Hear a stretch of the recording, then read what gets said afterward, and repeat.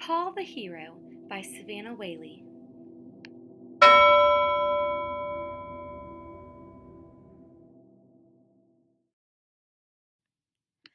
Late one Friday night, Paul sat in his room listening to his dad whisper in the next room. He overheard him speaking about being able to lift the militia. Paul knew that this group of men was supposed to be ready at a minute's notice to go and fight for our country. However, the men told Paul that he was just too young to join their group. Paul wanted to help his country, but he just did not know how he could. All he had was the desire to help in any way that he was able. Paul began to think. He looked out his window and saw his horse Red. Immediately, he knew what he could do.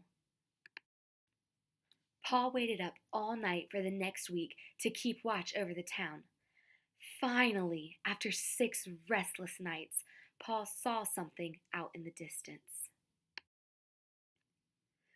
Paul thought to himself, it was time.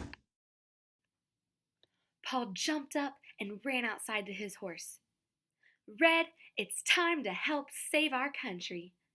Paul jumped up onto Red's back and grabbed his lantern off the wall. The two went all throughout the town, alerting all of the people that the British were coming. Paul would knock on every home's door to wake up all of the families.